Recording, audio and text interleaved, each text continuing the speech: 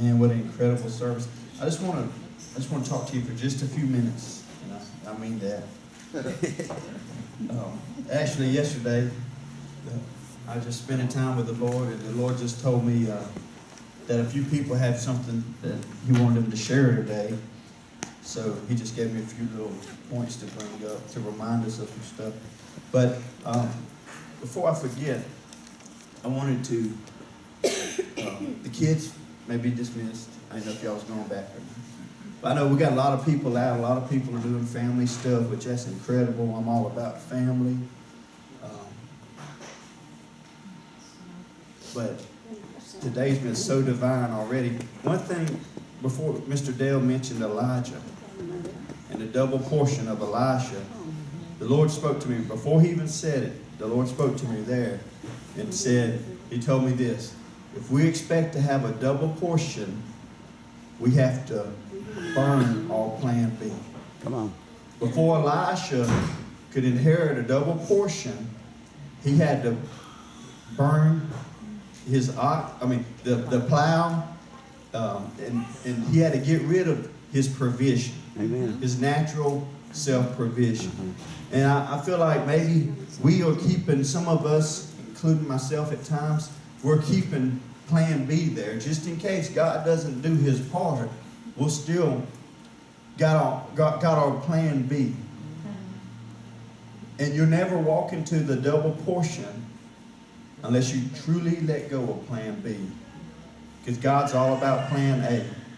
We truly surrender to God this year, this next year, starting today, but especially January 1st, we truly surrender. Say, God, I have no more plan B. I want to walk into a double portion. But I know for Him to say that, and the Lord to speak to me about Elijah's double portion right before He said it, was divine. And I'm telling you, I agree. I feel that in my spirit so strong. This is a year of your double portion. But you have to choose to respond to the word of the Lord.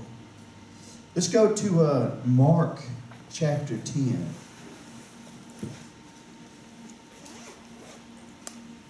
Verse 35. I forgot to give Johnny my scriptures, but I don't know where I'm going to go exactly. So thank you. Man, thank you, Johnny and Mr. Jack, for what y'all do back there. New King James. It'll be fine.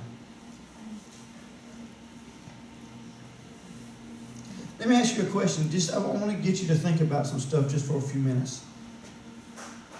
What would you do if Jesus Christ, the Messiah, was born into your family?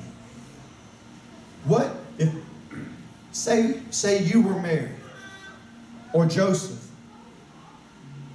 and an angel appears, and now you find out that Jesus Christ, all creation has been waiting, all prophecy has been built on this day when Jesus Christ is coming, leaving heaven, leaving the kingdom of heaven and coming into the earth, putting on flesh, being born of a woman and coming to earth. How would you respond? And I was just thinking, when I found out Bethany was pregnant, and it took me a couple weeks to kind of calm down from that. And then, I was like, oh my gosh, kind of nervous. And then I started getting excited. And then, just to be truthful with you, but we started preparing, and I wanted Bella to be born in the best hospital that we could find in Memphis. I wanted her to have the best physicians. We would go and meet these different men, and I went to meet Bethany's OBGYN, and I was judging his character. I was judging this man, saying, is this the man that I want to deliver my child? Is this the hospital that I'm going to entrust with my child? And so you think, if you found out Jesus Christ was going to be born of a woman as a child, as a little infant that could not take care of himself, because he was a kid. Mm-hmm. You had to take care of him. You had to provide for him. And now, you don't have the money to provide for him. You don't have anything. You're not royalty as far as natural people see. And I was just thinking, I was like, God, if I took this much care for Bella, man, what would I do? If I was Joseph, that would be a lot of pressure. If I was Joseph. And you know, I love Christmas. I don't like Christmas being over commercialized to become a distraction from the true meaning of Christmas, which is Jesus Christ. And us remembering that he left heaven. He left everything and came to nothing. So we could experience everything. And just this time of the year, we're supposed to focus more on that. So I just want to read Mark chapter 10 and verse 35. It says, James and John are going up to Jesus in this conversation, and they've been a little bit of a competitive spirit here. James and John, the sons of Zebedee, came to him, being Jesus, saying, Teacher, we want you to do for us whatever we ask. So there's a little arrogance there. Mm-hmm. And he said to them, what do you want me to do for you? They said to him, grant us that we may sit one on your right hand and one on your left, in your glory.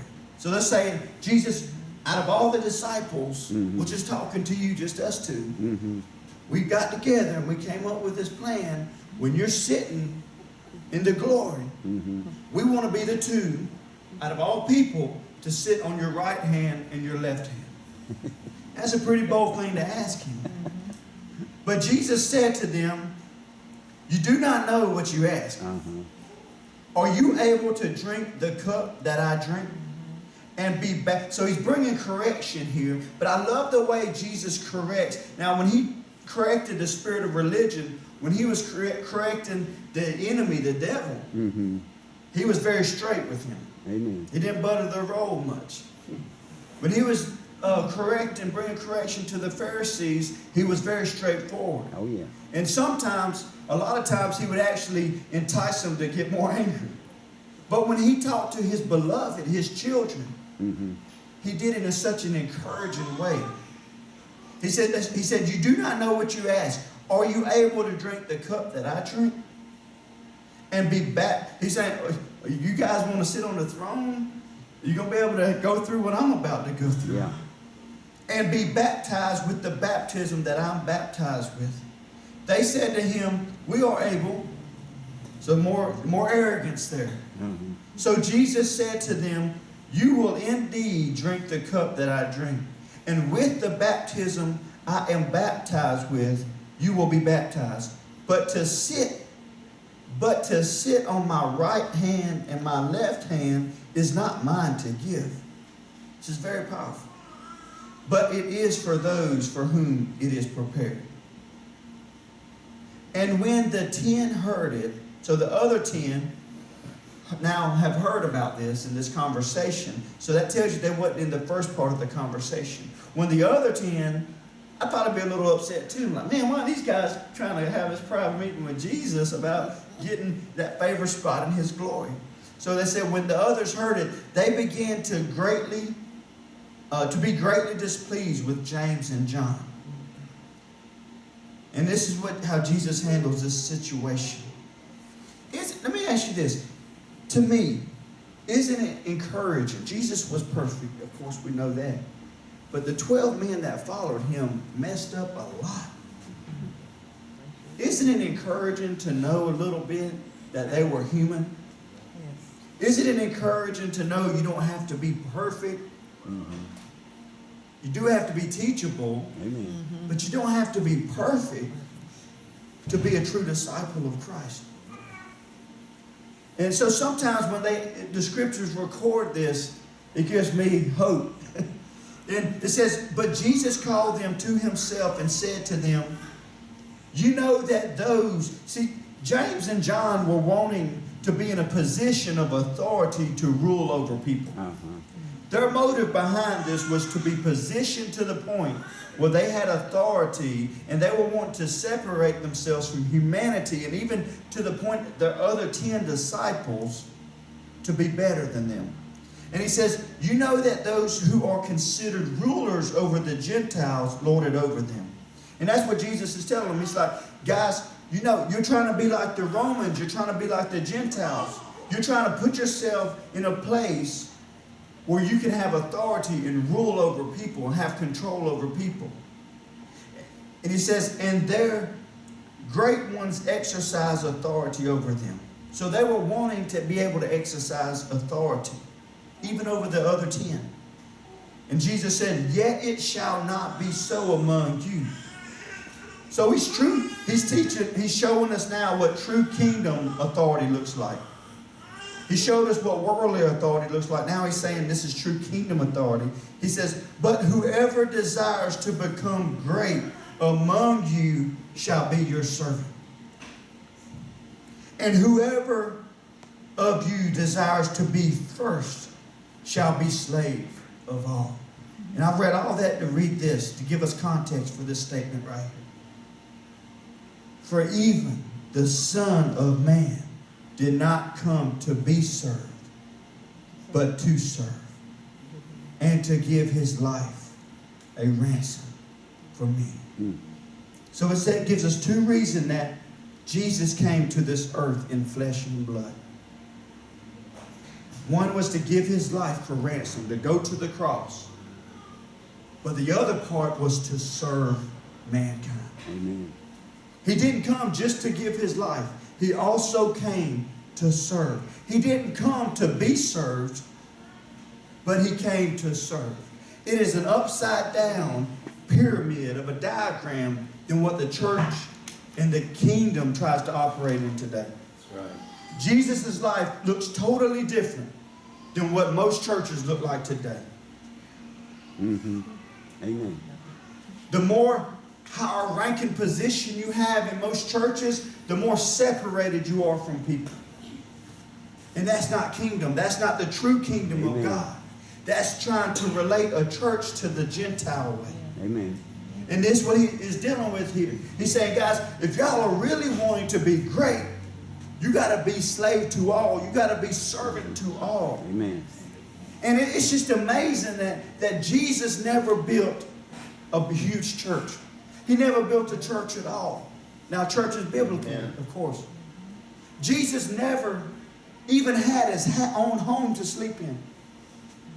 Jesus never came. Now, this is a man, this is God who could call a coin out of a fish's mouth. This is a God who can make bread from stones. Amen. This is God who can do anything he would desire to do. He has the full power and authority, but it's so interesting that he used his power of authority in the kingdom to only bring God glory and not himself. Amen. Now I'm separating the Godhead for this instance because he lived a life to bring glory to his Father. And he had all the power, more than anybody else that ever walked this earth. He could have lived the greatest, most fantastic life, natural perspective of a life that could be lived. He could have had the biggest houses. He could have had the biggest, most tremendous building, synagogue. He could have had anything he wanted. And he left that. He left riches. Let me read the scripture.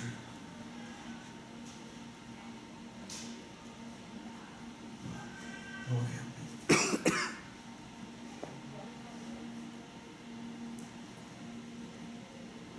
Matthew 8:20, Jesus said this about himself. He says, foxes have holes and birds of the air have nests, but the Son of Man